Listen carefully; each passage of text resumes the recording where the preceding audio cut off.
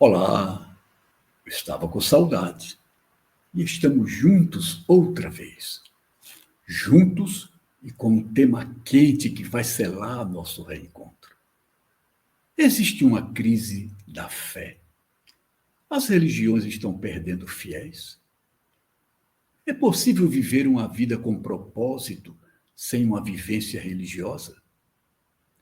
Apesar das multidões que superlotam igrejas e outros templos, especialmente aqueles de perfil conservador e fundamentalista, números silenciosos demonstram que algo se move na contramão das expectativas dos líderes proselitistas. Segundo a Fundação Pew, uma organização americana especializada em pesquisa das religiões, cerca de 16% da população mundial já se declaram não afiliados a uma igreja ou doutrina religiosa. Nesse grupo, os que se dizem ateus são maioria, mas tem crescido muito e muito o segmento dos que se apresentam como agnósticos, isto é, pessoas que acreditam que o absoluto é inacessível ao espírito humano, o que tornaria vão qualquer esforço para provar ou refutar a existência de Deus. Mas o que é exatamente o agnosticismo? Uma visão filosófica que remonta ao tempo do filósofo grego Protágoras, embora só tenha ganhado o rótulo atual no século XIX. O que de fato tem contribuído para o aumento dessa corrente? Então, vamos conversar com quem conhece esse fenômeno por dentro. Um escritor talentoso, um poeta inspirado, um especialista em literatura e um agnóstico de carteirinha que se considera, bem, não vamos estranhar, que se considera um teopoético. E então, nesta volta, neste retorno aos estudos, neste início de temporada 2025, nós estamos entrando em alto estilo, porque estamos hoje com o amigo, escritor, poeta, um homem com formação em letras, que é o nosso caríssimo Gilberto Cardoso dos Santos. E ele foi escolhido para esta conversa inicial do ano, porque digamos assim, é um especialista no tema de hoje também. E especialista não apenas porque conhece os fundamentos teóricos deste assunto, mas porque ele vive essa situação.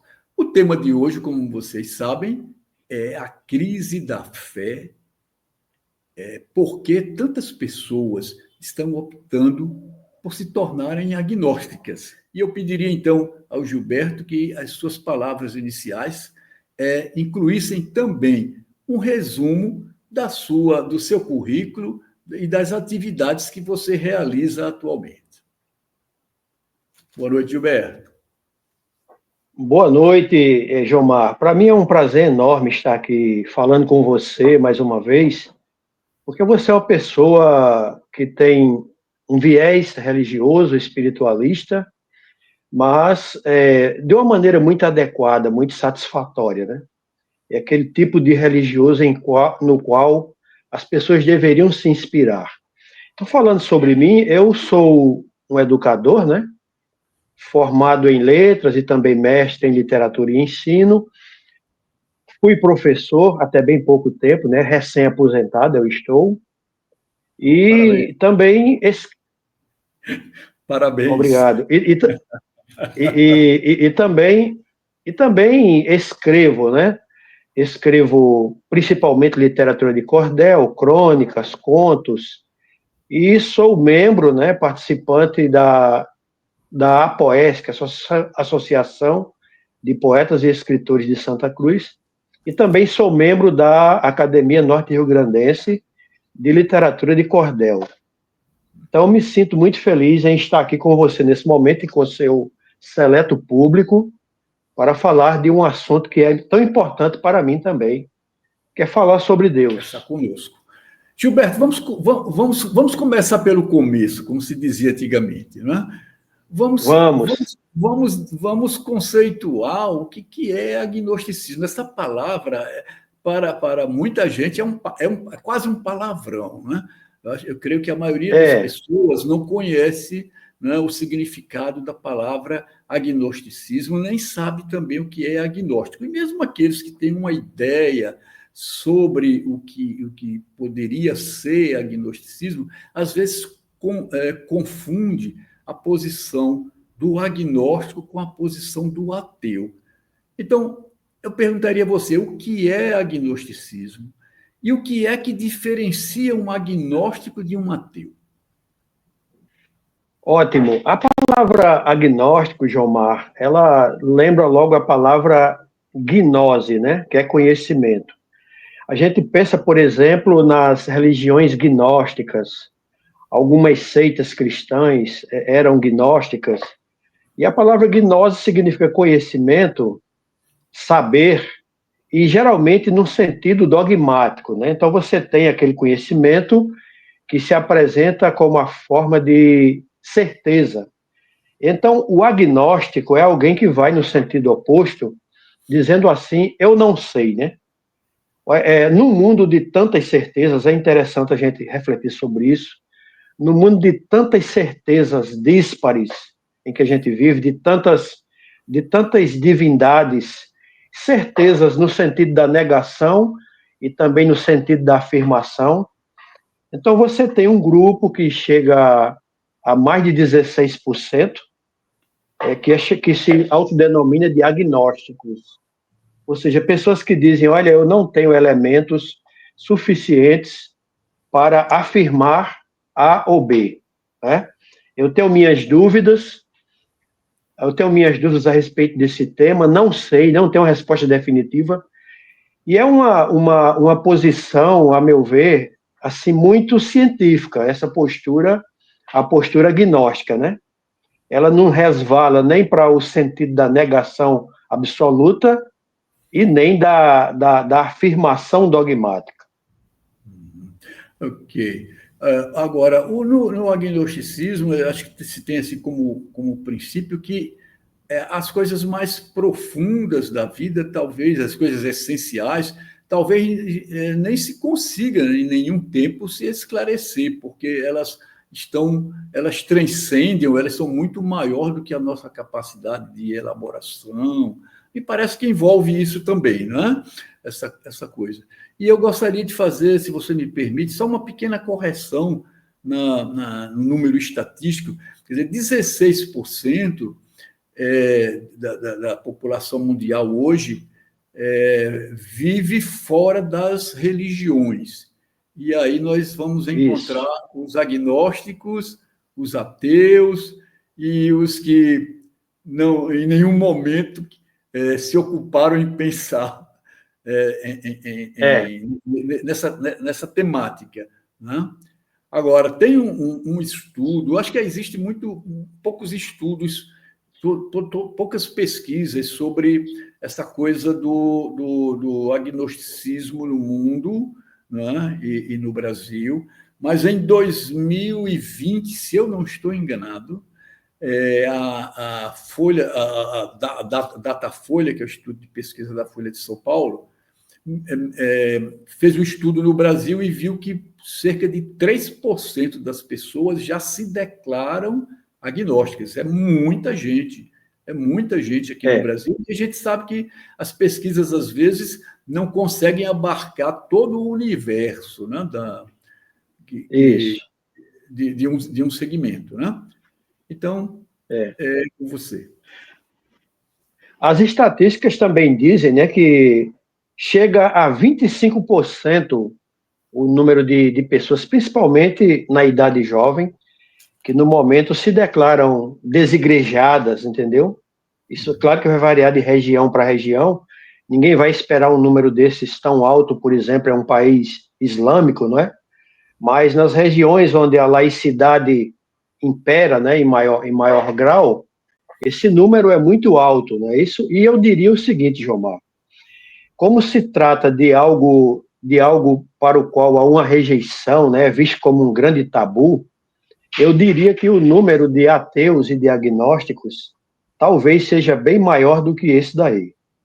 Porque, tá entendendo? Porque é tipo, vamos dizer, é tipo a pessoa declarar sua homoafetividade, né? Numa sociedade preconceituosa.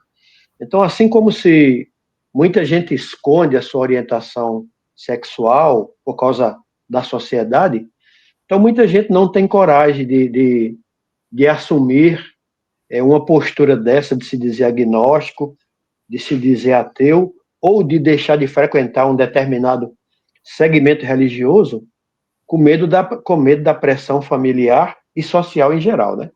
Sem dúvida. Por exemplo, no âmbito da política, a gente sabe que muitos políticos têm o maior medo de declarar uma posição nesse sentido, porque sabem o quanto isso poderá afetar no resultado eleitoral. Com certeza. E a gente sabe, eu fui jornalista que cobriu a área política, fui editor de política também, e eu tive contato com muitos líderes políticos, né, da época em que eu estava ativo. A maioria deles não tem crença alguma, alguns são materialistas e ateus, e, no entanto, em público, utilizam enfaticamente o nome de Deus e professam uma crença que eles não têm, porque isso garante o voto, né? Isso garante uma eleição, né? E mesmo quando você sai do segmento político, né, no âmbito do homem comum, do profissional comum, você sabe que mesmo havendo um aumento da laicidade na sociedade, né, é importante, né? Isso dá status você pertencer a um grupo religioso, que é um grupo influente, né? Forte, é um grupo que emana poder e dá poder, né?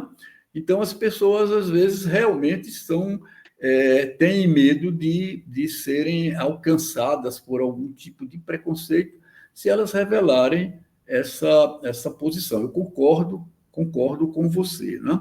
Mas aí, meu amigo, a sua primeira pergunta, a sua primeira resposta, ela já deu margem a uma série de raciocínios. Você falou, nós vivemos no meio de muitas certezas. De fato, as religiões sempre se expandiram como algo que oferece às pessoas a certeza que elas anseiam. Nós somos finitos, nós somos frágeis, nós vivemos na vastidão, nós estamos em meio a uma situação de perplexidade o tempo todo e buscamos aliviar isso procurando uma certeza, pelo menos uma certeza, alguma coisa que diz, isto, eu estou certo, eu estou convicto e é assim mesmo. As religiões, ao longo dos milênios, sempre nos ofereceram, acenaram para nós com certezas. A vida é assim, as coisas funcionam assim e não existe de outra forma. Isso pode, digamos assim, oprimir a pessoa num determinado momento, mas a verdade é que eu acho, é uma opinião minha, eu acho que a maioria das pessoas se sentem confortáveis com isso, porque é da natureza humana, nessa fragilidade que nós vivemos, buscar segurança. Então, as religiões acenam sempre com certeza. E você o disse muito bem na sua primeira resposta. Só que há um detalhe para os dias de hoje, né? Nós estamos vivendo uma época em que começamos a descobrir a incerteza da vida, isso, inclusive, no âmbito da ciência, né? Quando a gente pega, por exemplo, a física, né, com o seu segmento de mecânica quântica, de física quântica, ela mostra que realmente nós não temos condição de afirmar as coisas com a precisão que a gente imaginava no passado, né?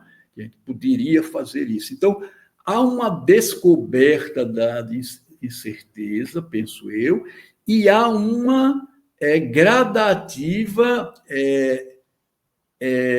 vamos dizer assim, ascendência do conceito de incerteza nos nossos dias. E aí eu Isso. perguntaria a você, não é exatamente o crescimento da incerteza, ou melhor, a descoberta da incerteza que é inerente da nossa condição humana, que faz com que muita gente esteja se afastando um pouco das religiões, ou se afastando muito das religiões, porque na hora que você descobre que aquela certeza não é tão certa quanto lhe disseram ou quanto você imagina, você diz, e agora? O que eu vou fazer? Certo. Jomar, eu gostaria de responder essa sua brilhante pergunta, começando lá do que você falou a princípio, né? Quando você estava descrevendo o processo de manifestação da fé, da criação das religiões, né? A gente sabe que a religião, historicamente, tem sido uma construção social, né? Que seria o seguinte, mas a maneira como eu vejo. O ser humano ele tem essa demanda de espiritualidade inerente a cada indivíduo que tem o seu estado de consciência e de autoconsciência. E sempre houve, no meu entendimento, historicamente, as grandes religiões, sempre houve aquele que eu diria, aquele mais esperto, ou aquele que tinha um maior poder sobre o rebanho humano, né? Que terminava criando uma determinada visão teológica e seduzia ou impunha aos demais. A gente sabe de grandes religiões nesse sentido. E é interessante, a gente não pode deixar isso oculto, o fato de que muitos desses grandes líderes, a maioria deles, a gente vê pela conduta deles que eram pessoas manipuladoras, né? A gente poderia falar aqui de grandes líderes que, por exemplo, eu sei de mais de um que se casou com criança, né? Que chegava a ficar com a esposa de algum membro da igreja porque ele se atraiu, alegando que Deus havia ordenado aquilo. Você sabe, por exemplo, do sistema de castas lá da Índia, quanto problema causou e ainda causa até hoje, né? Então, ao mesmo tempo que a religião é estabelecida e traz uma resposta, traz um conforto para esse nosso instinto de ter uma certeza em termos espirituais, ao mesmo tempo faz um estrago muito grande, né? Então, historicamente, a religião, ela tem sido vista com desconfiança. Quando você pensa na Santa Inquisição, quando a gente pensa na Segunda Guerra Mundial, e mais atualmente a gente vê o posicionamento que as igrejas têm tomado, né, diante dos fatos políticos, a chamada teologia do domínio. Então, isso tem criado um desencanto nas pessoas, tem levado muitos a fazerem pesquisas, a reverem os fundamentos de suas crenças. Isso tem resultado ou numa certeza de negação, né? De negação total, ou então de dúvida, né? De ficar em cima do muro, que é a posição com que se diz que o agnóstico vive. Então, realmente, nós temos razões de sobra, né? Os avanços científicos contribuem para isso. Os avanços científicos, eles vão em duas linhas. Ao mesmo tempo que eles não resolvem os mistérios da vida, e às vezes até os aprofundam, mas não dizem sempre, Jomar, o que é, mas dizem o que não é. Acho que você me entende muito bem, né? Vai eliminando por etapas. Não é isso. Não sabemos o que é, mas não é isso. E assim ela vai avançando até chegar, né, a um avanço nesse sentido. Alguns agnósticos famosos acreditam que nunca chegaremos a uma conclusão absoluta a respeito disso, né? A respeito de Deus. Nunca chegaremos a uma conclusão absoluta. Eu acredito que a única pessoa que poderia desfazer essa dúvida, Jomar, me permita dizer aqui, em tom de brincadeira, mas ao mesmo tempo bastante sério, seria o próprio Deus. O C.S. Lewis ele era ateu e ele se tornou um cristão, né? Se tornou um cristão, escreveu um livro, Cristianismo Puro e Simples, e outros livros. Ele passou a fazer parte daquela igreja, da Inglaterra, né?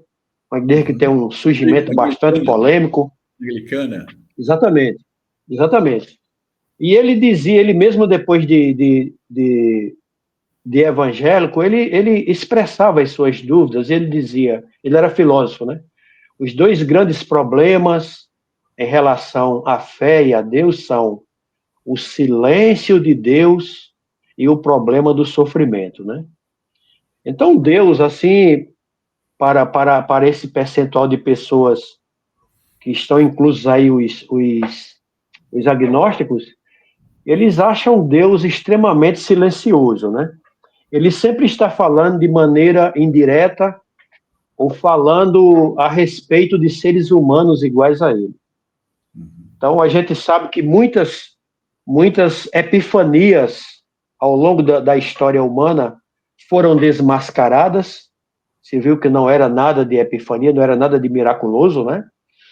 E tudo isso contribui para que o ser humano fique, no mínimo, em cima do muro, respeitando as diferentes opiniões e diferentes posturas, mas se dando ao direito de dizer, olha, eu não sei, eu sou agnóstico.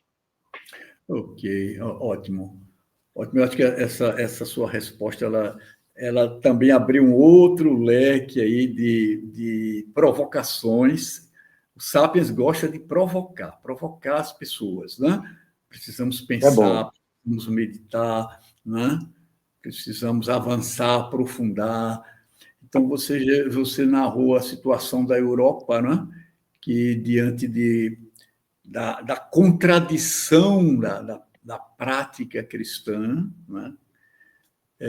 Acabou se desencantando um pouco, e hoje nós temos uma situação não exatamente de laicidade, mas de materialismo mesmo na Europa, Isso. e essa situação avança. Né?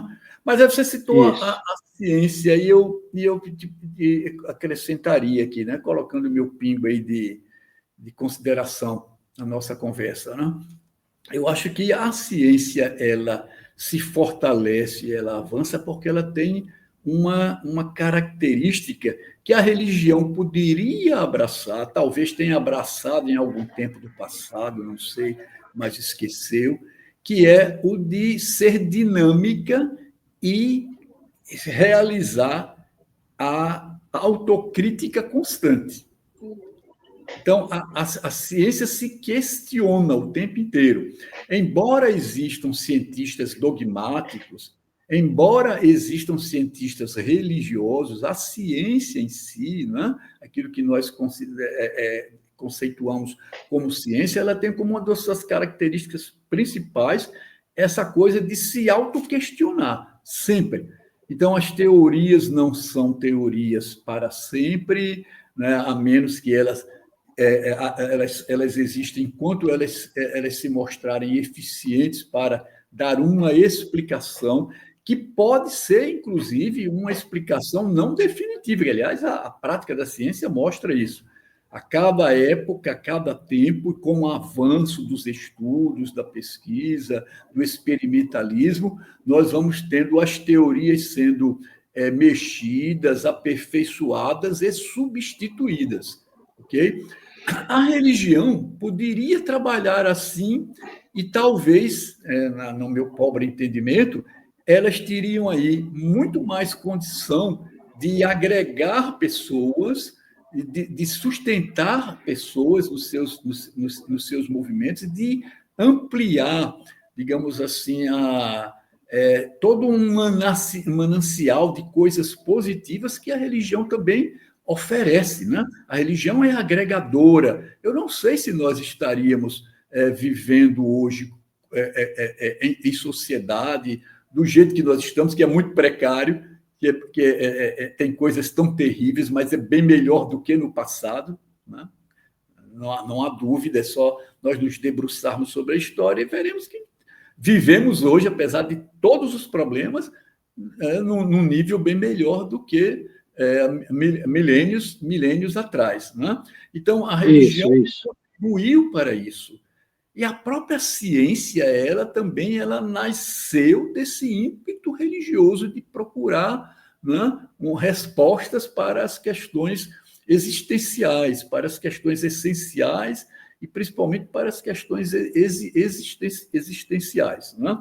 Bom, mas aí chegamos ao presente, e você falou aí dos líderes religiosos que, vou dizer com minhas palavras, né, que vendo esse potencial da religião e certamente impulsionados pela pulsão egóica comum a todos os seres, tentam instrumentalizar a religião.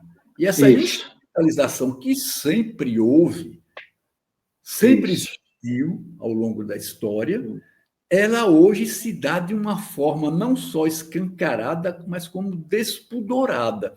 Então, isso se tornou muito mais evidente, muito mais claro. E eu creio que isto realmente tem contribuído muito para o desencanto das pessoas que vinham percorrendo, ou vêm percorrendo, o caminho espiritual, sabe dos seus aspectos positivos, mas se sentem incomodadas com esse tipo de coisa que mina, né? Digamos assim, o propósito primeiro da religião, que para mim é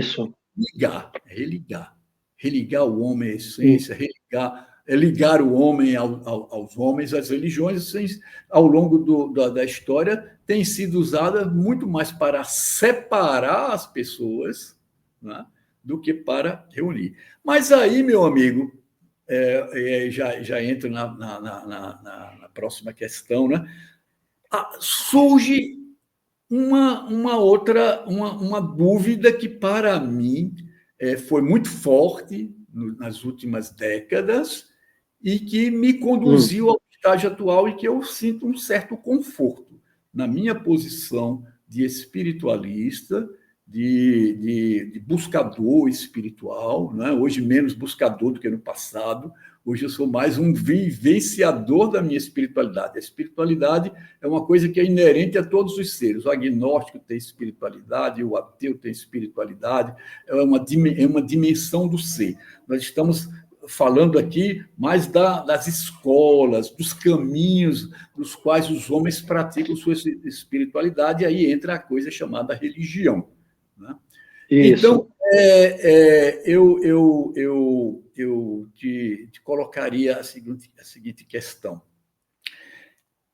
Não seria possível, para mim tem sido possível, veja só, essa é a minha situação atual. Bom, então eu vou dizer aqui, inclusive, algo que eu nunca coloquei publicamente, ok? Embora faça palestras. Eu hoje convivo com muitas incertezas.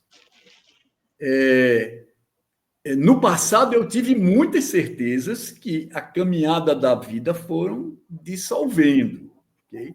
E creio que isto acontece com boa parte, ou talvez até com a totalidade das pessoas que fazem o caminho espiritual, inclusive os líderes, inclusive os grandes santos, inclusive os grandes missionários. As pessoas, voltando àquele ponto que você abordou anteriormente, elas não têm coragem, às vezes, de expor. Alguns líderes tiveram... Exatamente. Colocaram essa situação em público, no púlpito, inclusive, né? Mas isso é algo comum, e eu diria que o religioso ou o caminhante espiritual que não tem esses momentos, ele talvez esteja se enganando, porque a busca faz parte da busca espiritual, esses momentos esse encontro com a perplexidade, esse diálogo com a dúvida, ok? Eu diria que hoje eu estou muito melhor comigo mesmo, né? Aceitando isso como algo normal, ok? Então, eu diria o seguinte, quando a gente aceita a incerteza como parte da vida e as nossas certezas e até mesmo algumas as nossas, ou a totalidade das nossas verdades, como algo atrelado ao estágio em que eu me encontro, ao contexto em que eu vivo, ao momento da história, fica muito mais fácil você conviver com o que é incognoscível, que é o caso de Deus. Eu Sim, concordo plenamente com os agnósticos que dizem que Deus jamais será é, é, definido com precisão. O que nós fazemos é uma aproximação através da isso. nossa elaboração mental, não é? Nós fazemos uma aproximação, mas nós estamos dentro de algo que é vastidão, que transcende muito, que está muito mais alto do que a nossa capacidade de explicar. Então, aceitando isso, você tem a possibilidade de ampliar, falo agora como um caminhante espiritual, ampliar e aprofundar a sua fé. Então, o que é que aconteceu Sim. comigo nas últimas décadas? As minhas certezas diminuíram, as minhas incertezas aumentaram e com elas subiu a minha fé. Então, hoje, eu tenho muito mais fé do que no passado, quando eu achava que só poderia ter fé se eu tivesse a última palavra sobre o fenômeno da vida, sobre os fenômenos da vida. Hoje eu me entrego com muito mais espontaneidade e segurança ao mistério que nós chamamos Deus, do que anteriormente. Sim. Então, eu diria, existe também essa possibilidade. A bola está com Sim. você.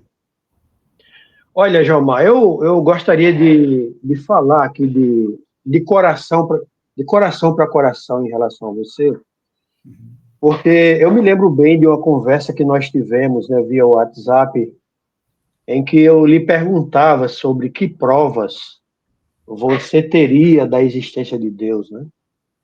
E você deve se lembrar dessa conversa que nós tivemos, Sim, eu, e eu fiquei muito admirado na hora, o modo como você respondeu, né? Ali eu vi uma pessoa totalmente desarmada, uma pessoa que, vamos dizer assim, na sua mais genuína expressão de fé, não é? Mas ao mesmo tempo mostrando uma fragilidade, mostrando através de uma fragilidade argumentativa, uma postura muito firme, não é? Eu diria que, como há diferentes classificações para o agnosticismo, né? Eu diria que você seria um agnóstico teísta. Isso seria uma classificação, né? Ou seja, você é agnóstico no sentido de dizer eu não sei exatamente o que seja Deus, entendeu? O perfil, assim, você tem uma ideia do perfil de Deus, mas você tem algo assim meio nebuloso, há um mistério, né? O mundo tem um mistério que nós convencionamos chamar de Deus. Isso seria uma maneira de agnosticismo, porque também tem o agnóstico ateísta, né? Há gradações de agnosticismo, né? Quando você diz eu não sei, e o tema tem a ver com a espiritualidade, então aí você já começa a se encaixar também. Isso eu queria aqui dizer de público, eu acho muito bonito de sua parte, né? Porque você sempre, nessa sua peregrinação espiritual, você sempre assim demonstra ter uma abertura, né? Uma abertura para novas percepções da divindade. Isso é muito interessante porque isso leva a um espírito de tolerância tão necessário, né, no mundo de hoje, porque o mundo que continua religioso, né, chega a cerca de chega a mais de 80%, né? 80% de pessoas que se dizem religiosas. E o dogmatismo ainda impera. Você falou ainda agora sobre essa linha que as igrejas deveriam ter de buscar uma atualização. Não foi essa palavra que você utilizou, mas alguns pastores, como é o caso do Kivitz e outros, têm falado sobre a necessidade dos religiosos procurarem fazer uma atualização dos discursos fundamentalistas, né, de suas religiões, dos textos sagrados, né, para que a coisa não continue tão anacrônica, tão medievalesca e tão nociva ao mundo progressista em que nós vivemos, né? E você não, você, Jomar, é um exemplo assim à parte, né? Eu diria que você é uma exceção nesse meio. E isso é muito interessante, muito importante. Eu agradeço a sua generosidade, não é tanto assim, e eu, na verdade, eu espelho também a posição de outras pessoas. Eu diria, é uma minoria, né? Mas eu Sim, é me uma minoria. inspiro em pessoas com conhecimento, e pessoas também, sobretudo, pessoas que têm vivência, uma vivência espiritual profunda. Essa postura, ela nasce com uma vivência espiritual.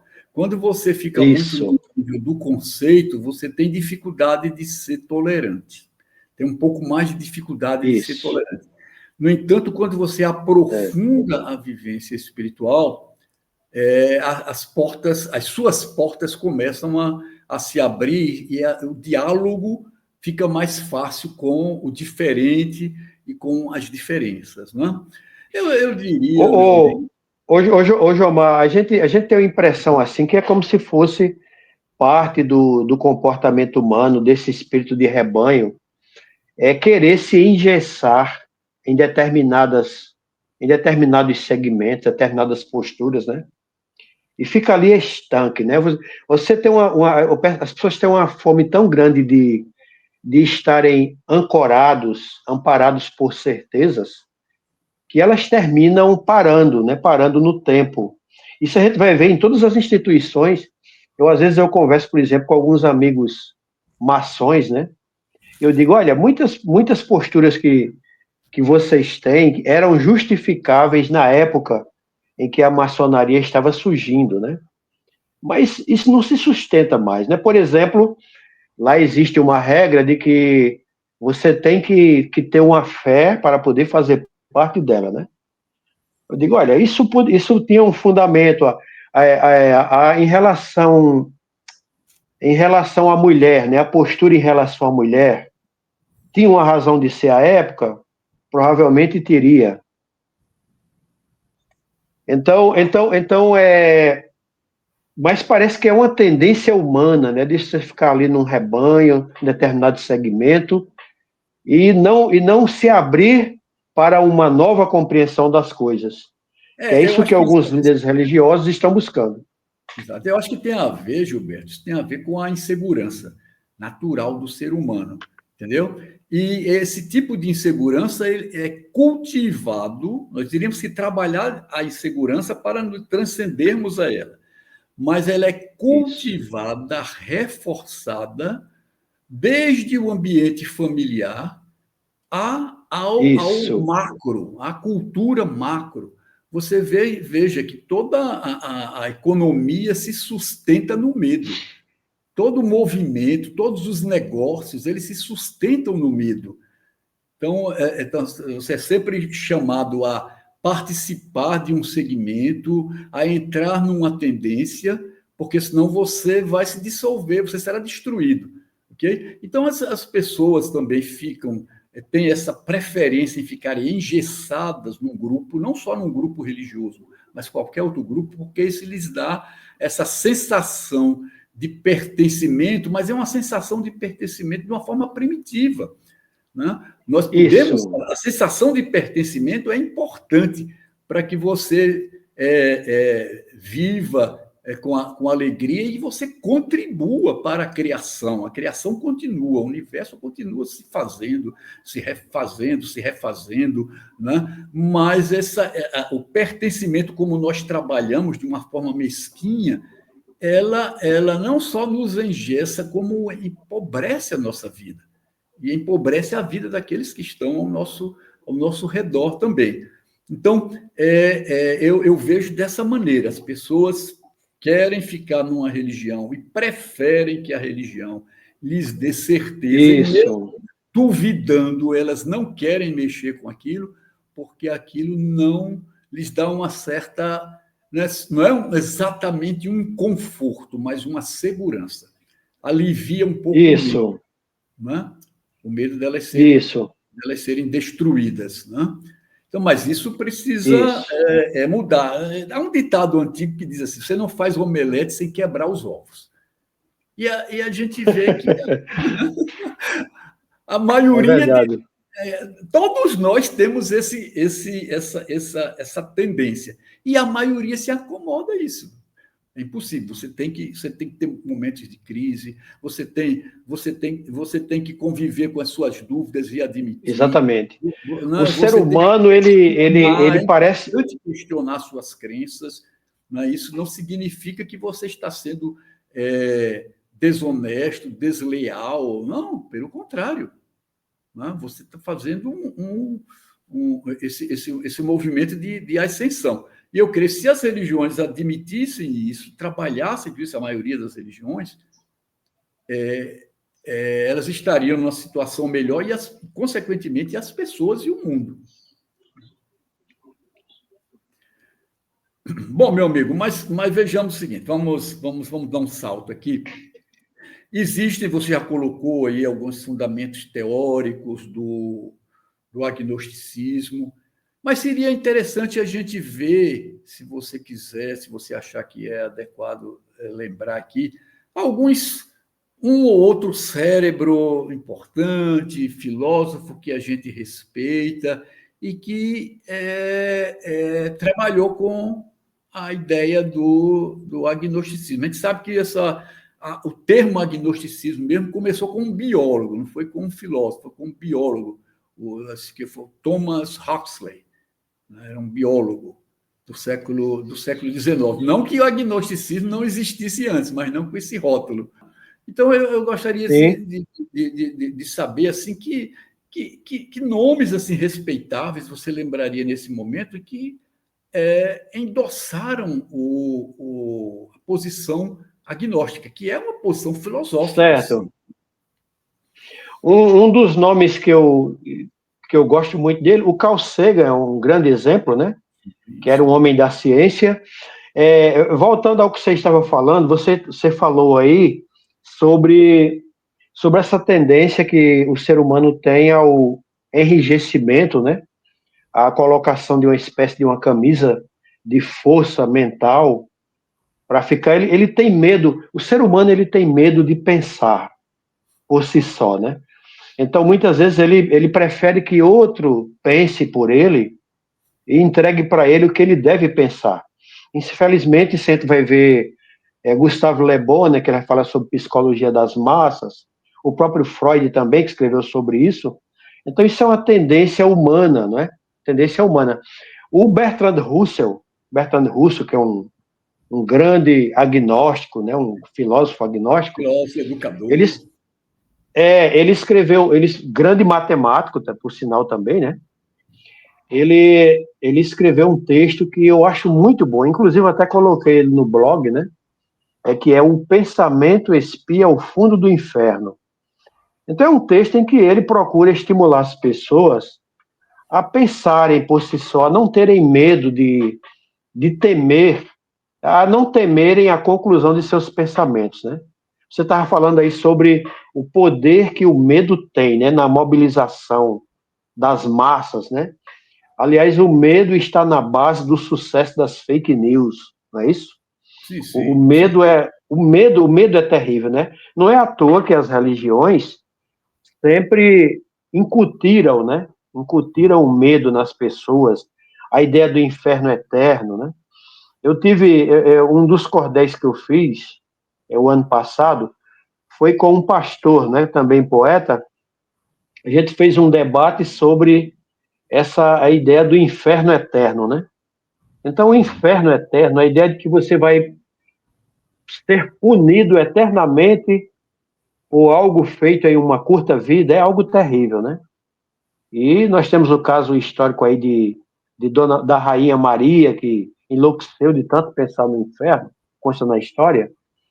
Então, o pensamento espia o fundo do inferno e não se amedronta, diz o Bertrand Russell, né? Ele faz descrevendo, mostrando o quanto é importante você exercitar a sua capacidade de pensar, né?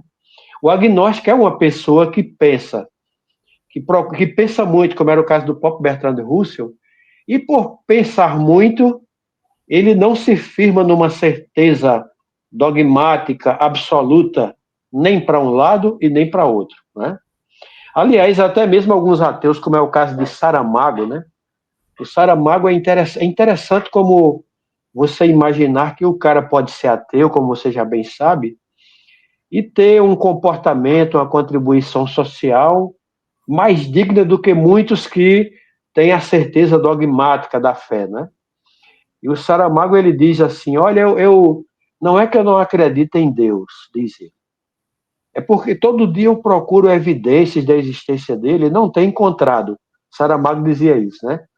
Então é como se ele vivesse numa busca permanente, e no caso do agnóstico é exatamente isso que acontece, né? A gente está aí feliz, expectante sobre as conclusões a que a ciência chega. Sim. Quanto mais a ciência conseguir avançar no campo da neurociência, da compreensão do mistério da consciência, isso é importante, né, para nós.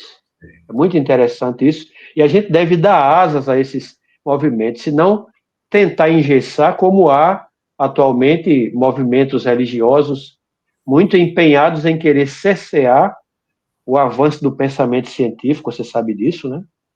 Em tentar cercear essa liberdade de pensamento que foi pregada por Bertrand Russell e por Carl Sagan. Olha, Gilberto, eu acho muito importante o que você falou, mas também tem algumas considerações a fazer. Eu voltaria a uma resposta anterior sua, que você citou o René Kivitz. Eu tenho o maior respeito pelo René Kivitz. Acho que é um líder religioso muito sensato, né? Muito sensato. Realmente ele tem o que acrescentar ao grande debate dos dias de hoje. Então, eu concordo com ele e com você de que as religiões precisam ser atualizadas. Atualizado não significa exatamente destruir tudo que você tem, não é isso. Mas Isso. fazer o casamento de uma base que parece muito sólida, a base das religiões é sólida porque trata de questões arquetípicas e essenciais da vida, com os elementos novos que estão aí, elementos trazidos pela ciência. E quando eu falo ciência, eu não quero transformar a ciência numa deusa, como se tentou no século XIX. A ciência falha muito, mas a grande vantagem da ciência é que ela se questiona e ela se recria, ok? Então, Sim. por isso é que ela merece principalmente por isso que ela merece o nosso respeito. Mas aí, Muitas vezes a ciência Uhum. falha acertando. É muito interessante. Eu poderia citar como exemplo as conclusões de Isaac Newton, né, a respeito da gravitação universal, né? Uhum. E a contribuição, o aprofundamento e mudança teórica que foi trazida pelo Einstein, né? Então, quer dizer, ela avançou com Newton. Então, mesmo falhando, sem ter uma compreensão precisa, né? É isso que eu acho interessante. É porque a ciência ela vai por etapas, ela vai avançando, ela não encontra a resposta definitiva, mas ela vai passo a passo avançando, né? Então, o método científico é muito importante por isso. Sim, merece todo o nosso respeito. Agora, tem uma outra coisa também na pesquisa, isso tem a ver também com as posições que nós assumimos em relação à religião, tem a ver, a meu ver, com a crise de fé e da fé nos dias de hoje, que é o seguinte: quando as pessoas questionam Deus, quando elas se desencantam também com um modelo de Deus que está aí. ok? Então, quando Saramago disse que eu procuro evidências de Deus e não encontro, cabe também aí uma pergunta: que Deus você está investigando? Né? Que imagem de Deus você está investigando? Então, a imagem de Deus que nos passaram que é uma imagem acabada, como se nós pudéssemos conhecêssemos Deus e pudéssemos desenhá-lo, né? De um Deus antropomórfico, de um Deus que tem não só a nossa forma, como também o nosso tamanho. Ok, eu admito que as características do ser humano, elas também expressam elementos da fonte, da divindade. Mas Deus é algo muito maior, porque, na minha percepção, ele é continente. Eu não sei o que ele é, mas ele é continente. Tudo que existe, existe nele também. Então, eu não sei dizer o que Deus é, porque, estando contido em Deus, eu não tenho uma noção da totalidade e da sua totalidade. Então, eu creio que é muito importante quando a gente começa a se desencantar com a religião, a gente considerar também esse aspecto. Que tipo de Deus está me desencantando?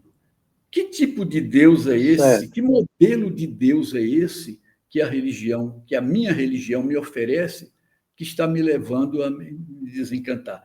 Será que esse mistério, que podemos chamar Deus ou qualquer outro nome, não é algo diferente, muito diferente deste modelo que tentaram me convencer como sendo o único e o verdadeiro?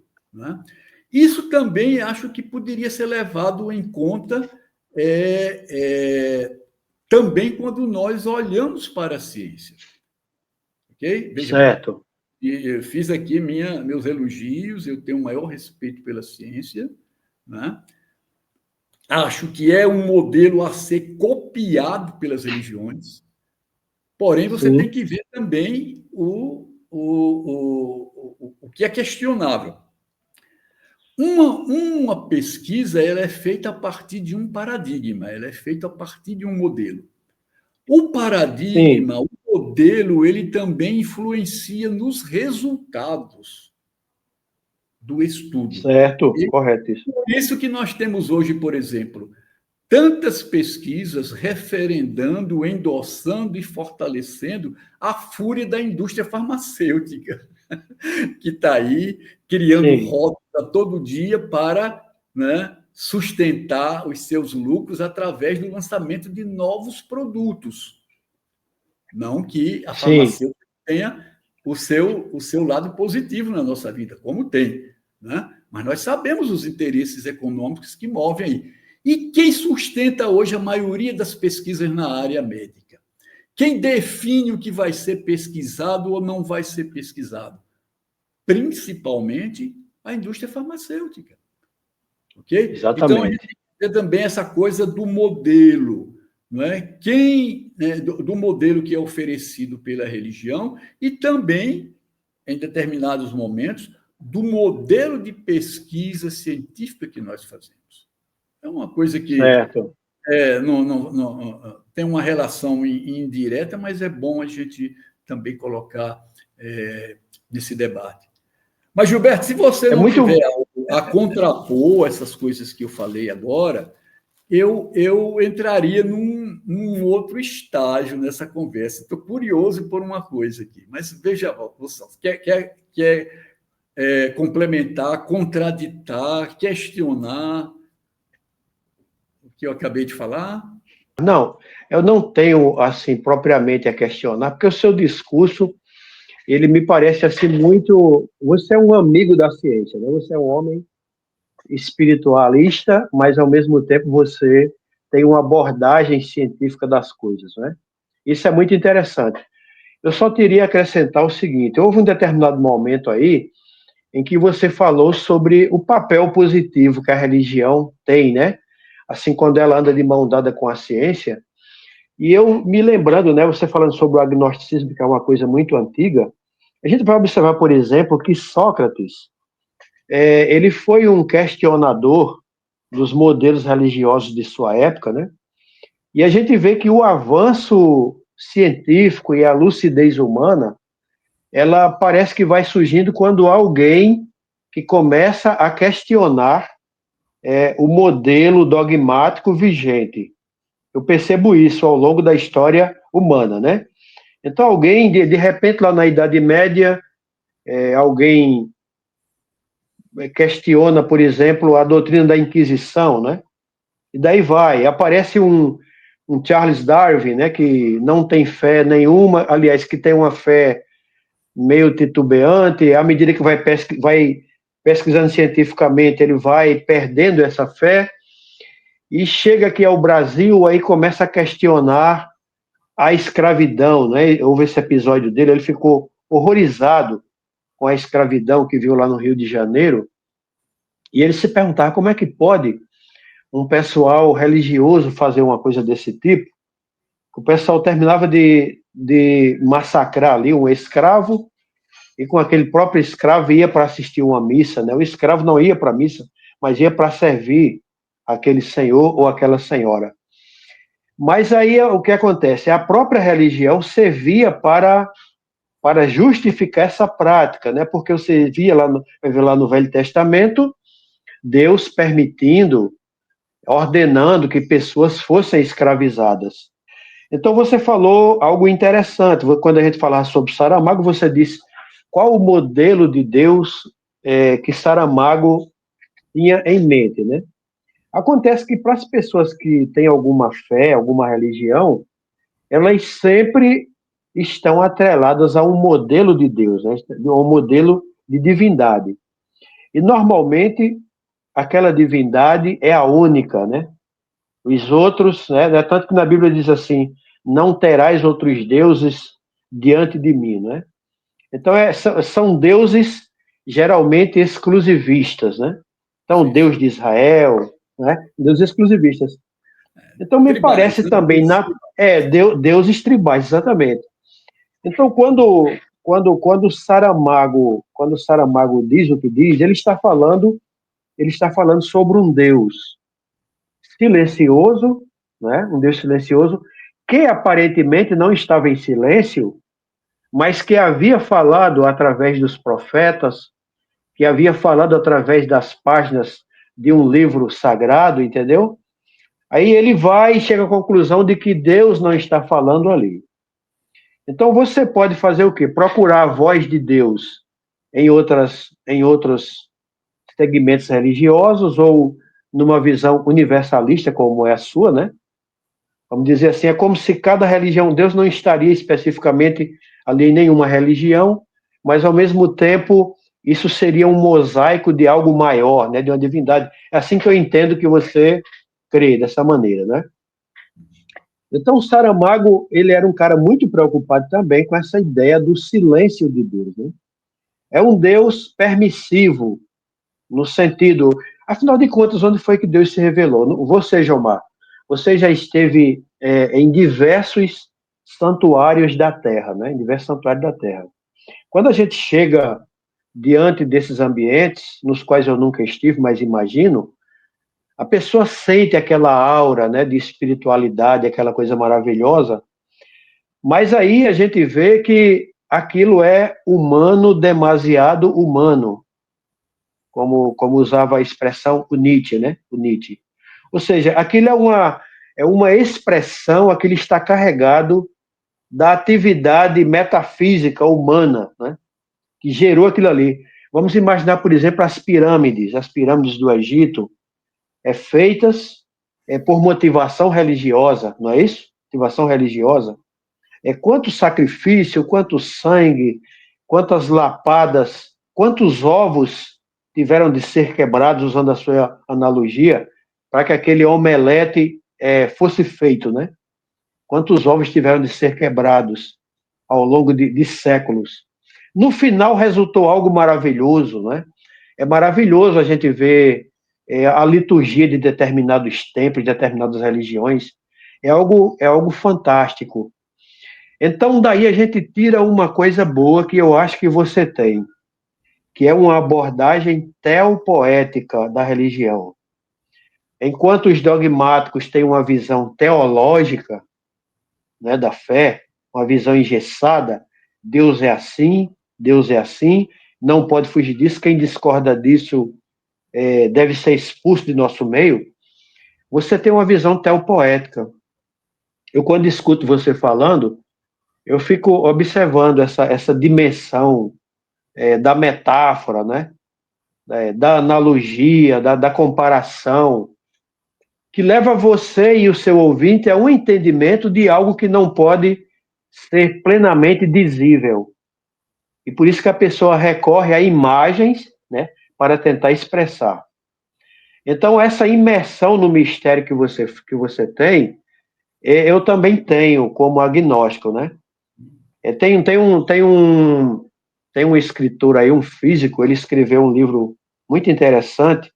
O título é O Universo Está Dentro de Nós. Isso eu acho muito bacana, esse título, não sabe, Jomar? Ou seja, nós somos uma espécie, até onde sabemos, somos a única espécie que tem esse privilégio de estarmos dentro de um universo misterioso e, ao mesmo tempo, por codificação, por simbolismo, este universo está dentro de nós. E nós somos como a consciência desse universo, né? É como se nós fôssemos a massa cerebral. Nós permitimos uma pessoa, um escritor anônimo disse o seguinte, que um físico é um agrupamento de átomos que permite pensar sobre os átomos. Então, eu acho isso interessante, né? Então, nós pensamos sobre o universo, ficamos perplexos diante de tanto mistério. Aí eu acho muito bacana, eu gostaria muito de fazer essa citação, porque ela faz parte de minha base de agnosticismo, que é aquela famosa frase do Einstein, né, quando ele diz que há duas maneiras de você ver a vida, né?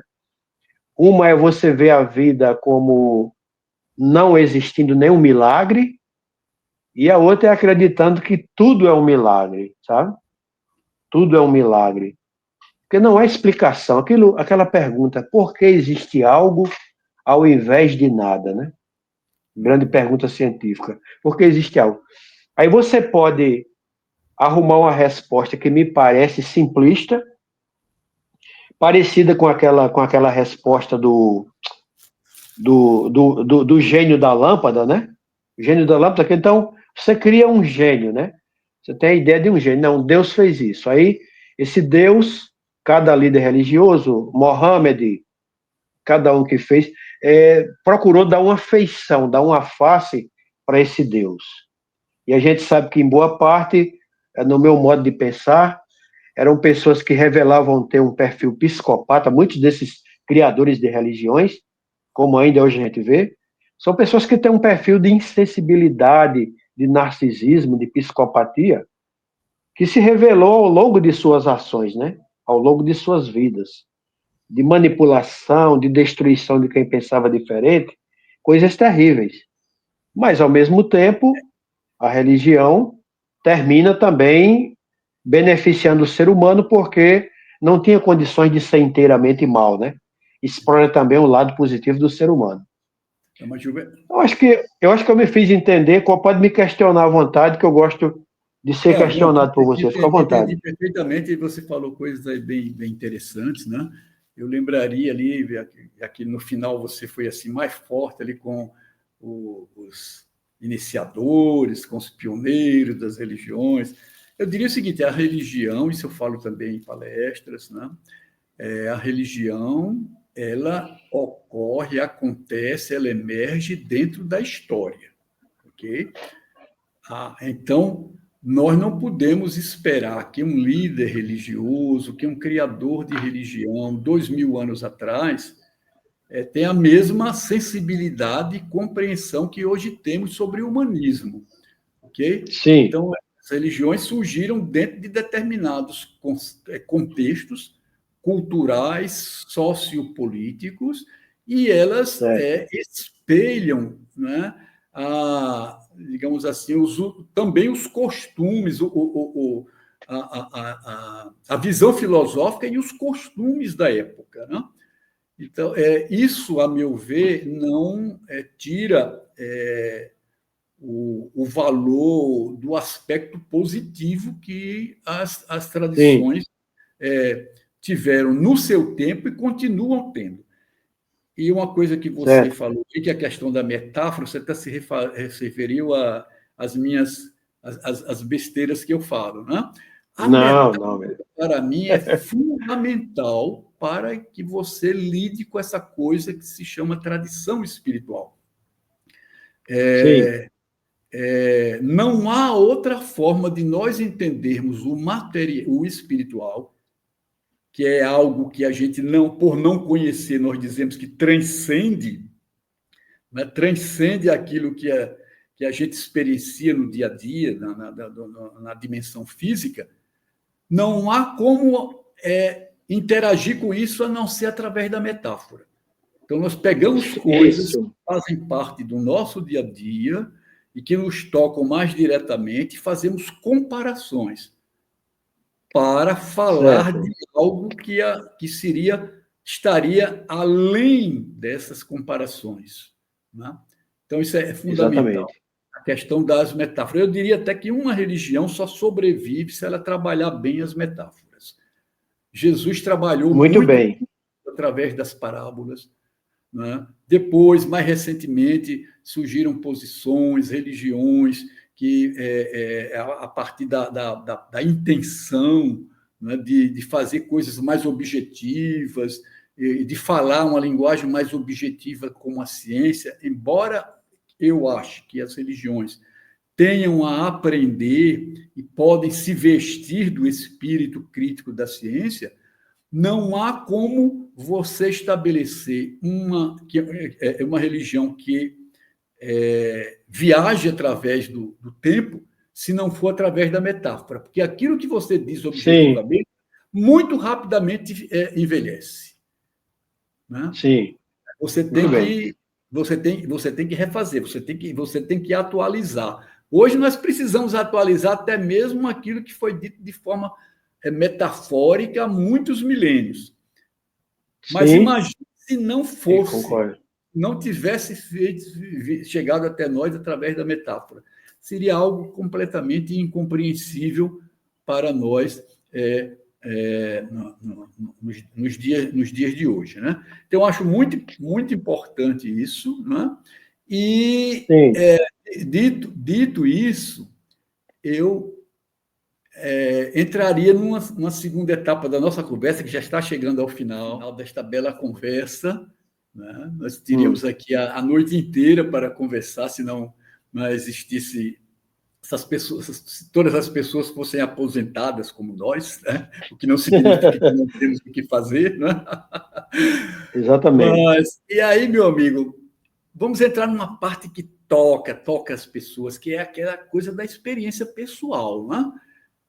Como você se tornou um agnóstico? Você era um religioso, você participava de uma igreja, você tinha atuação, era atuante dentro dessa igreja, e você hoje é um agnóstico. Como foi essa sua conversão ao agnosticismo?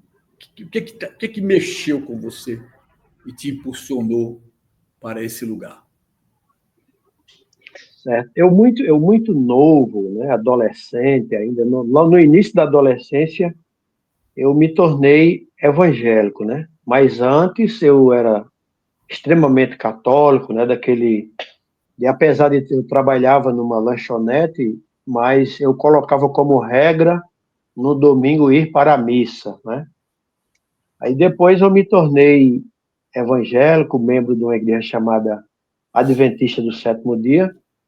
E naquela idade que eu tinha, foi me apresentado uma linha de entendimento do Apocalipse que me fazia parecer como um movimento que tinha bases científicas, né? Que de repente você via lá o Apocalipse com a sua linguagem enigmática, metafórica, falando sobre o futuro, e a igreja apresentava supostos cumprimentos, né, daquela linguagem cifrada, né?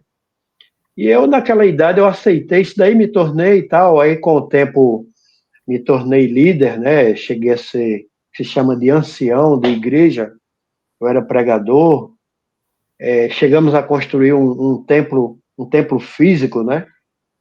E minha vida era inteiramente dedicada a isso. Só que eu sempre fui me permitindo a pensar fora da caixinha, né? Procurando Isso é muito ler bom. obras, eu procurando me aprofundar, né? Procurando me aprofundar no entendimento da própria denominação e também fora dela. Porque um dos motivos porque muita gente permanece durante muito tempo num credo errado, é quando ele não se aprofunda nos próprios credos de sua igreja, fica só na superfície, né? E se ele começa a ter um olhar mais aprofundado, ele tem a possibilidade de ver as incoerências, as contradições, entendeu? Por exemplo, a leitura atenta, né, de qualquer livro sagrado vai lhe permitir um olhar mais acurado dos detalhes, né? Sim, sim. Das prováveis falhas ou não. E foi isso que eu fiz, né? Então, eu terminei saindo, né, da igreja. Fui me afastando aos poucos e sempre continuei estudando tal, né? E daí veio o meu agnosticismo, ou seja, a decisão, a postura de não procurar nenhuma religião, né, nenhuma igreja, e me manter no mistério. Eu diria o seguinte: enquanto muitos vão ter como escora um ponto de exclamação, eu tenho a bengala da dúvida, entende? Que é uma dúvida, aquela dúvida, eu fico ali naquele meio termo, mas é uma dúvida que vai tendo os seus avanços, né? Eu procuro sempre olhar as coisas sob a ótica da ciência, são uma das decisões que eu tomei, né? Porque eu vi que não dá para você ser dogmático nesse mundo em que a gente vive, e sempre estou prestando atenção à ciência e tendo uma visão teopoética das religiões em geral, né? A visão teopoética ela é muito boa porque ela lhe permite você estar em qualquer posição, né? Você vai escutar na música popular, por exemplo, vou citar aqui como exemplo, um Chico César, né? Ele nos alertando quando ele diz lá, Deus me proteja de mim. Bela música. É lindo, né? Da maldade de gente boa e da bondade da pessoa ruim. É atualíssima Isso também, aí, essa música é atualíssima, né? atualíssima, atualíssima. Isso lhe permite entender, né? Aquilo que era Pascal que dizia, né? Que nunca o homem faz o bem, faz o mal com tanta convicção do que quando faz em nome da fé, né? Sim. Isso é muito forte. Então, isso é o que? É a bondade da pessoa ruim, não é? Ou é a maldade da pessoa boa? Eu acho que se aplica os dois casos aí. Porque a pessoa, em nome de um credo, ela às vezes se torna super intolerante, né? Prejudica um relacionamento familiar, né? Toma posturas políticas terríveis, como a gente está vendo aí em diversas partes do mundo, tudo feito em nome da religião. A gente falou sobre a laicidade, sobre o materialismo europeu, e a gente também não pode esquecer que a Europa está tendo um lado ruim por causa de quê? De fundamentalismo religioso, né? Sim, sim, sim. Fundamentalismo religioso. Então, infelizmente, a religião tem Mas é deixado, né, um engraçado. legado. Gilberto, isso aí embute uma grande contradição, porque no fundamentalismo religioso, né, somente esse que a gente vê o pessoal bradando nos dias de hoje, você encontra um Sim. profundo materialismo, um materialismo espiritual Isso, profundo. Né? isso, O exatamente. pessoal aponta para o materialismo teórico, mas me parece que a grande ameaça ao mundo é o materialismo espiritual. Isso. Exatamente. Isso é terrível, né? E infelizmente, é aquilo que a Bíblia vai chamar de mamon, né?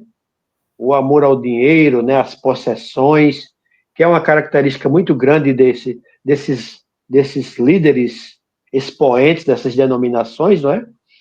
E a gente vê pessoas sofrendo muito, né? Quando a gente pensa nesses países onde a mulher vive ali segregada, né? E tudo com a justificativa religiosa. Estão tentando levar esse modelo para a Europa. Então, é algo que a gente não pode esquecer quando lê ali aqueles textos religiosos sob aquele verniz, muitas vezes poético, metafórico, que é bonito, que a gente deve ver. Esse lado aí, como você estava falando, é esse aspecto do arquétipo, né, religioso. Isso é muito bom você estudar os arquétipos para você entender o funcionamento da mente humana, né? Muita gente só consegue dialogar se for dentro dessa arquetipia, não consegue ir além daquilo, se aprofundar, né? Além do que tem por trás daquilo tudo, mas, ao mesmo tempo, a gente não pode olvidar esse lado negativo, né? Então, por isso é que eu tomei essa decisão, né? Eu comecei a ver coisas ali, eu comecei a ver os porões daquela denominação da qual eu fazia parte. Primeiro, comecei a olhar os bastidores da Igreja Católica, né? Onde eu cresci. E depois comecei a ver esse lado aí. Aí então comecei a ver aquilo que você falou, uma coisa interessante. Que visão se tem de Deus? Eu queria enfatizar muito essa parte. Aí no que você me disse, eu entendi o seguinte, que na verdade esses perfis ou modelos que foram apresentados de Deus vão confirmar aquela teoria de que não foi Deus quem fez o homem, sim o homem quem fez Deus. Eu não sei Você, se como confirma religioso... a teoria, eu não sei se Não, confirma, porque isso... certo. Né? Calma, deixa eu concluir o pensamento. A gente poderia reformular para, vamos dizer, se moldar melhor o seu pensamento o seguinte, que não foram esses modelos de Deus que criaram o homem, mas o homem que criou esses modelos de divindade. Com certeza. Concorda? Você vai concordar com isso, né? Acredito que sim. Concordo, sim. Né? Então, porque de repente você vai ver lá Deus, supostamente, mandando Deus invadir, né? Invadir países, invadir terras. Aí o que o Kivitz e outros vão dizer, rapaz, isso precisa de uma nova compreensão, né? Isso precisa de... Porque a teologia do domínio, muito em voga nos dias atuais, estou inclusive agora tentando interferir, né? Eu vi uma reportagem tentando interferir ostensivamente para que não seja eleito um papa com o perfil de Francisco. Sim, sim, Né? sim. Até o Para que presidente dos seja Estados eleito um Unidos papa... está se preparando para influenciar diretamente. Exatamente, isso é a chamada teologia do domínio, né? Então, isso não deixa de ser uma invasão de territórios, né? É aquela ideia de que tem uma ideia baseada na Bíblia, onde pisar a planta do teu pé será tua, né? Um pensamento muito em voga no meio evangélico. Então, essa ideia dos evangélicos controlarem tudo, né? Não só evangélicos, mas cristãos de um modo em geral, moldarem as leis. Isso é muito perigoso, esse fundamentalismo, né? Muitíssimo, muitíssimo. Né? Isso vale para evangélicos e qualquer outra religião. Né? A maneira de nós convivermos civilizadamente e com liberdade, inclusive liberdade para todas as religiões, é ter o Estado laico, né? A sociedade ser laica. Exatamente. Né? Mas, Exatamente, Gilberto, verdade. é muito interessante o que você tem falado desde o início, muito interessante desde o início da conversa. Mas eu te perguntaria, na sequência dessa última pergunta, e você acha que a sua vida melhorou quando você se tornou agnóstico? Quando eu digo melhorou, a sua vida íntima, a questão como você lida com os conflitos existenciais que todos nós temos. Houve uma melhoria de qualidade de vida ao se tornar agnóstico? Ou a coisa continua do mesmo jeito, ou piorou? Eu te faço essa pergunta pelo seguinte, porque o que a gente percebe é que, ao mesmo tempo que muita gente vai se afastando das religiões porque elas estão desencantadas, não é que não respondem isso, não, elas não respondem as questões essenciais, mas também desencantam com todo tipo de, vou usar uma palavra forte aqui, com todo tipo de patifaria que se faz hoje em dia sobre o manto das religiões, né? Mas essas pessoas, muita gente se afasta e não consegue encontrar um outro eixo e se sente a um aumento do vazio existencial.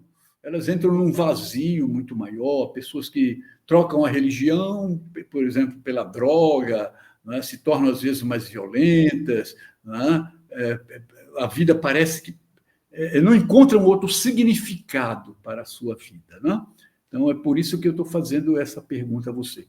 E com você, o que é que aconteceu quando você se tornou agnóstico?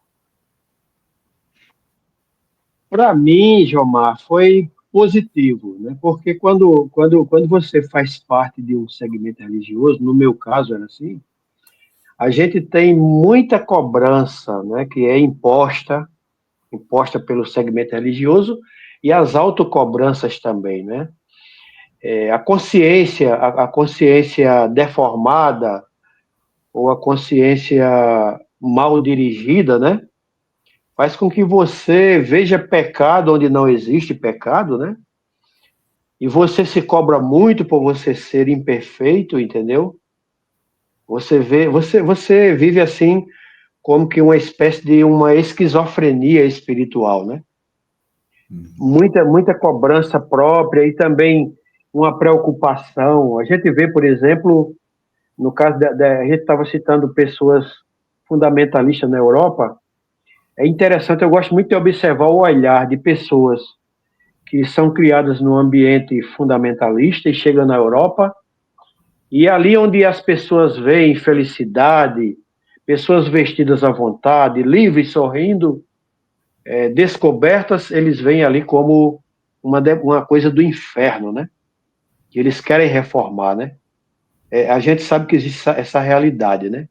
Pessoas que se forem para um ambiente de praia, acham um absurdo aquele ambiente de praia, porque eles têm uma concepção de ser humano que deve estar vestido daquela maneira. Então, isso leva a pessoa a ter um sofrimento muito grande. Eu me lembro, por exemplo, que os caras que foram explodir as Torres Gêmeas, no hotel em que eles se hospedaram, um daqueles aviões, né? Quando eles chegaram lá no quarto onde eles estavam, havia, sim, uns quartos de mulheres que não estavam nuas, mas era quadro assim de pessoas vestidas a uma moda, né, mais light, roupa de veraneio. Então, eles colocaram toalhas para cobrir aquelas imagens, entende? Que era para não se contaminar espiritualmente com aquilo. Então, a gente vê que fica um ambiente assim, eu não estou encontrando a palavra. A religião leva você a viver numa espécie de quê? Seria o quê, João? A palavra adequada que eu não estou encontrando agora. Você encontraria uma palavra aí? Sob opressão? Seria sob opressão? Sob opressão. Sob opressão. Seria mais ou menos isso aí. Você vive sob uma opressão que você impõe a si mesmo, né? Uhum. Que Paulo, lá na Bíblia, vai se referir a isso quando ele diz que aí tem pessoas que comem de tudo, mas o débil come legumes, né? Ele estava falando da carne sacrificada aos ídolos, dizendo que havia pessoas que, quando via algo sacrificado aos ídolos, não comia com medo de uma contaminação, né? Então,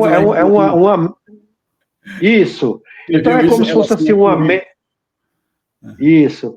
Então, é uma mente, assim, vamos dizer, excessivamente sensível, entende? Uhum. Sei lá. Então eu passei a me sentir melhor também pela ideia da compreensão. Você sabe que a cada insight que você tem, você, Gilmar, Isso é um motivo de felicidade, né? Eu me lembrei, enquanto você faz essa pergunta, do Visconde Ponville, que você gosta muito, aquele filósofo, né? Isso, No sim. livro dele, A Felicidade Desesperadamente, ele usa essa, né?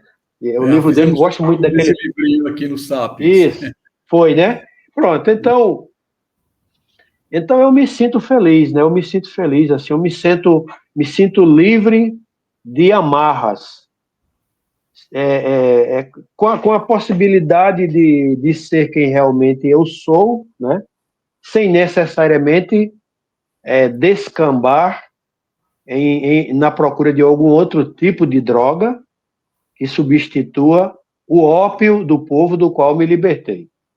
Uhum, Para ok. usar as palavras de para mim usar as palavras de Karl Marx, né? Agora, né? Tanto essa frase do Marx merece, numa outra circunstância, uma análise, um esclarecimento, um detalhamento, quanto também a citação que você fez do título do livro do André Comte Sponville, A Felicidade Desesperadamente. Assim, em princípio, olha, desesperadamente, o que é? É viver, a felicidade se vive com sofreguidão, é exatamente o contrário que ele diz, né?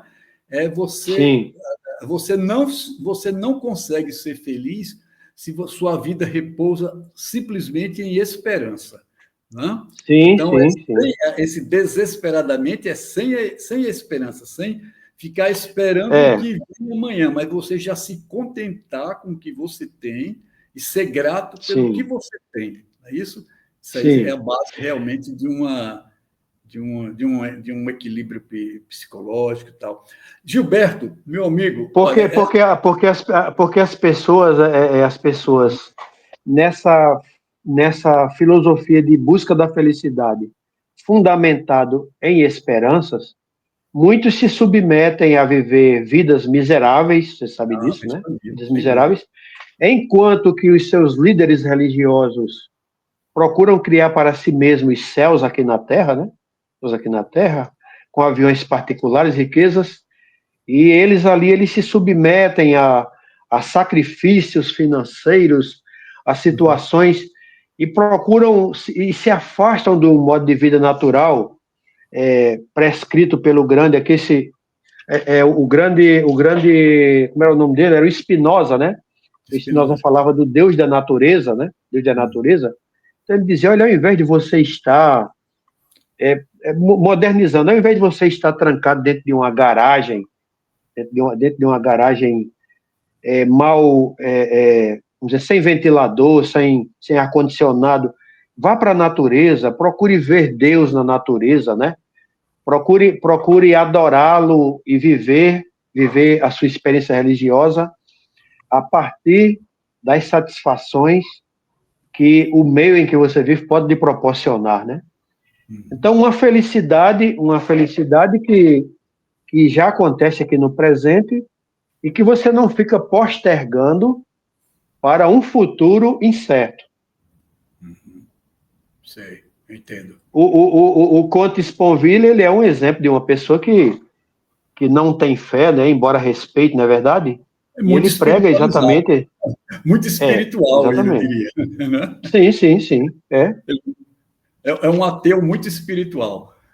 Mas, ó, Gilberto, exatamente. meu amigo, cada resposta que você dá, ela suscita aqui nesse computadorzinho de 72 anos mais e mais Hum, perguntas. Então, nós teríamos.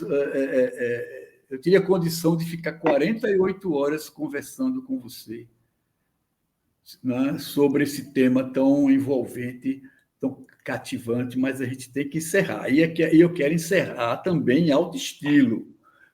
Eu quero encerrar. Veja, vamos dar um break aqui nessa conversa sobre agnosticismo. Em outro momento a gente retoma. Creio que o que você já colocou e algumas provocações que eu fiz já é muito material né, para os amigos também sim, sim. pensarem, né, refletirem, também fazerem as suas provocações aqui nos comentários. Pode colocar suas opiniões, né, suas contestações, suas aprovações, ou simplesmente a sua saudação para dizer estamos juntos, participamos. Pode fazer isso nos comentários. Então, no outro momento, a gente continua essa conversa sobre agnosticismo e sobre a crise da fé, mas eu queria encerrar falando de um grande acontecimento recente.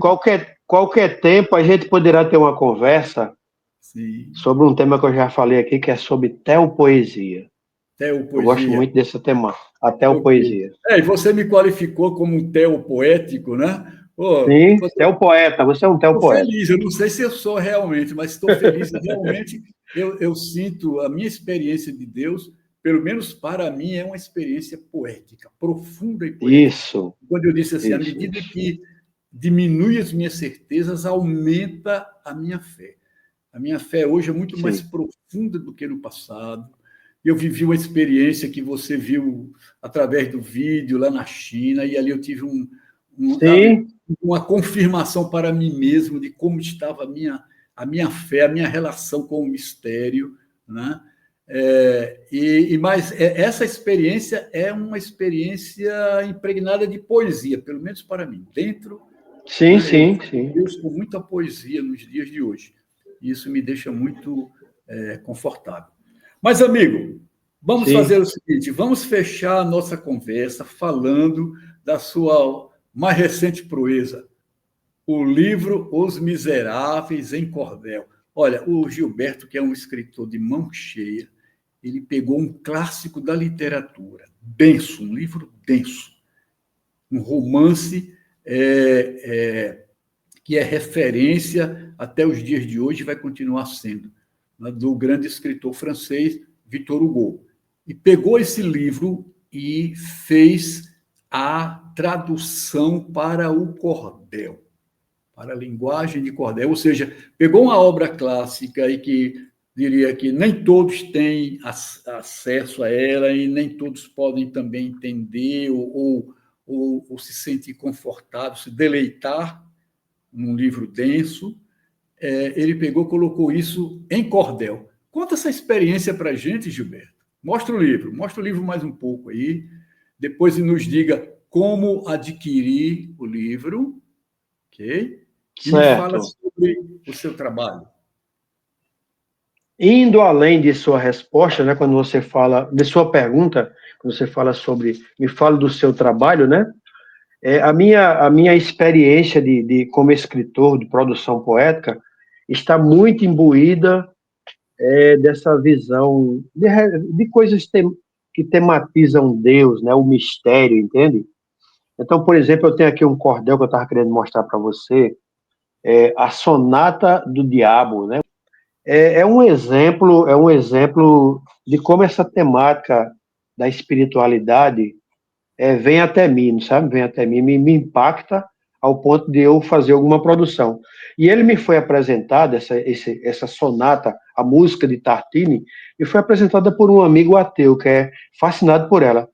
Quando eu escutei essa sonata pela primeira vez, eu fiquei assim, fascinado com aquele diferencial que a sonata tinha. E me dei ao trabalho de pesquisar o porquê teria esse título, né, tal.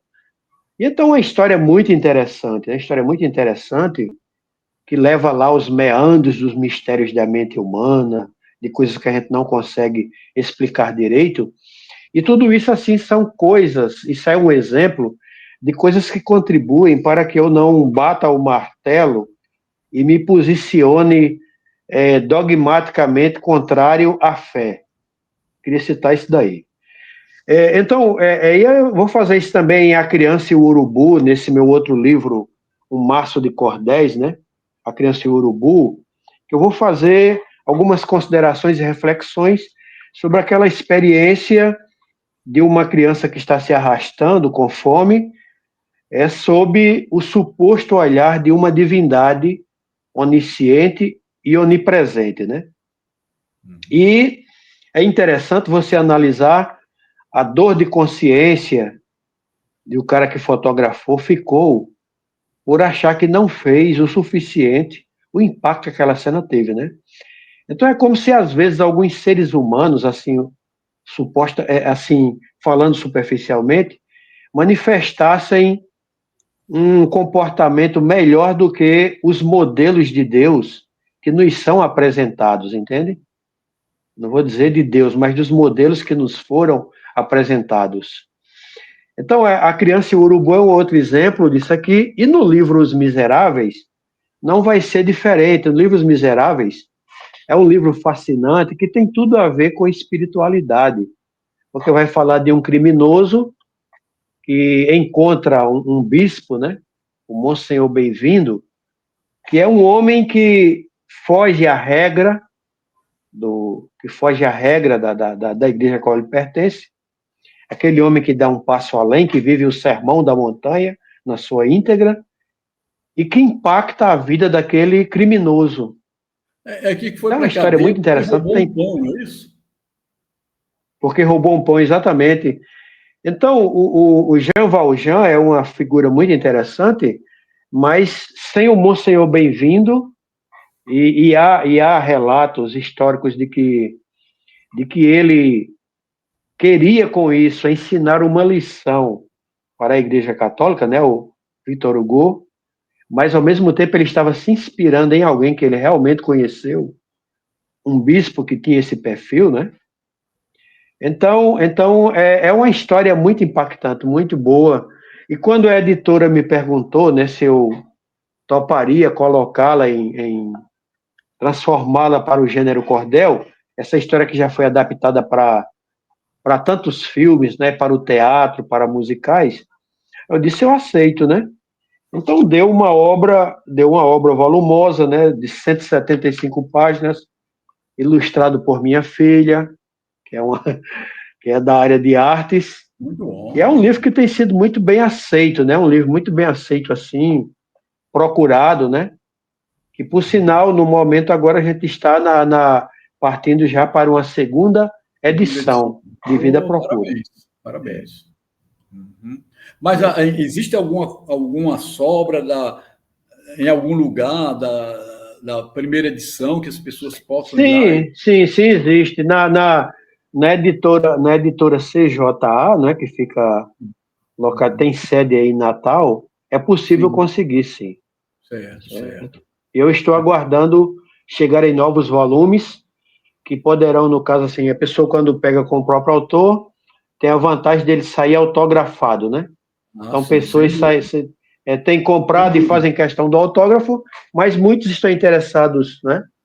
E conseguem, e compram também, né? E aí, o contato Muito bem, através meu de amigo. Facebook, Instagram, como é que é? Dá Não, o seu Facebook. se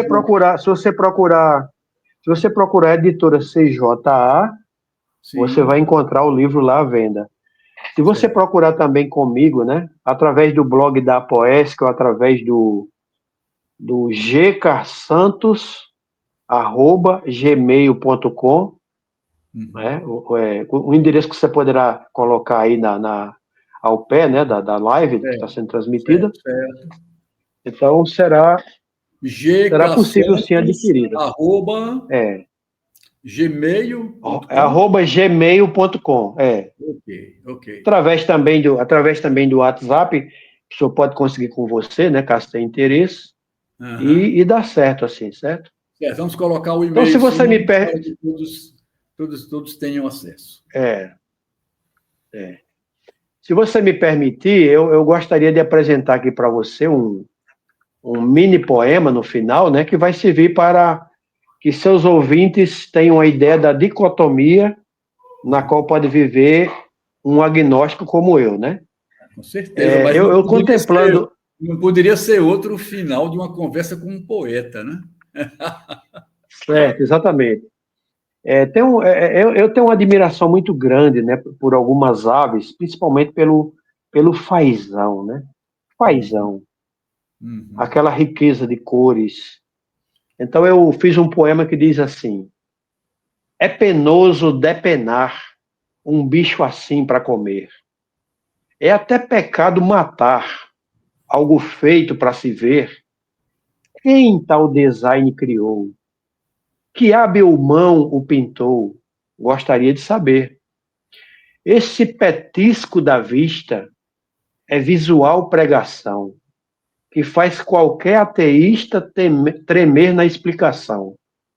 Sua estética perfeita desconcerta quem rejeita a ideia de criação. Uma vontade ansiosa nós sentimos de encontrar esta mão habilidosa capaz de o originar. Uma arte sem artista, em nossa visão simplista, é impossível se achar. Detalhes maravilhosos nesse fazão multicor, mas dentes impiedosos de um faminto predador, vê em carne suculenta para uma mãe que amamenta outro bicho encantador.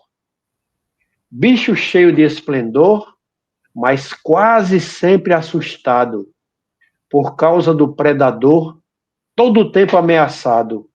No ambiente natural, sua beleza é seu mal, trágico fim lhe é dado. Tudo parece ser feito para deleite do olhar, mas o design perfeito não foi feito para durar. Finda-se toda a magia dentro da grade sombria da cadeia alimentar. Ô, rapaz. Beleza, Gilberto. Obrigado, Beleza. Jomar. Provocativo também, até o final, né? Exatamente. Meu Tá amigo, bom. eu só tenho lhe agradecer, viu? Nem tenho palavras para te agradecer. Gratidão profunda por ter atendido o nosso convite. A conversa foi muito boa. A conversa foi provocante, ou seja, foi no estilo Sapiens, é como nós queremos. Nós não queremos fazer estudos aqui para referendar o que é unanimidade, porque isso aí não precisa. Se é unanimidade, tudo bem. Não queremos também afrontar o pensamento, as ideias das pessoas, mas queremos provocar as pessoas a meditar, a refletir. Isso é o Sapiens. Ótimo.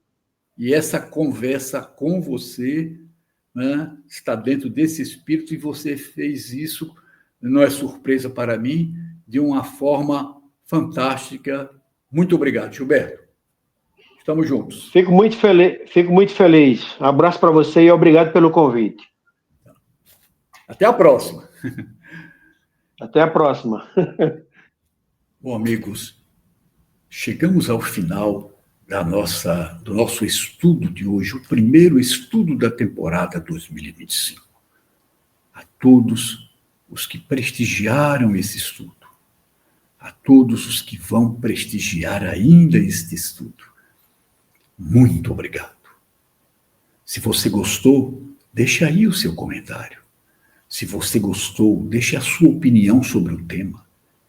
Se você gostou, passe à frente, compartilhe o nosso vídeo com amigos, com familiares. Se você gostou, deixe o like, pois o like instruirá ao YouTube a repassar este conteúdo para outras pessoas. Quer conhecer o Sapiens? Siga os links que foram divulgados durante este vídeo, durante este estudo. Estamos abertos para receber a sua contribuição. Quer ajudar os mais pobres, os mais carentes, os irmãos em situação de rua, as famílias carentes que mendigam à noite? Você também pode colaborar com a nossa ação social Cuidadores de Francisco. No próximo mês, teremos mais um estudo especial, na primeira terça-feira. E durante todos os dias do mês, você pode estar conosco a partir da 00:30, em qualquer momento do dia ou da noite, participando da nossa meditação no Círculo de Silêncio e Paz. É uma experiência muito interessante e importante para aqueles que fazem o caminho espiritual e para todos aqueles que querem treinar a mente, serenar a mente, treinar o foco, a atenção, e assim obter também uma melhor qualidade de vida. Muito obrigado por sua amizade. Que o Senhor de Francisco nos abençoe e nos guarde.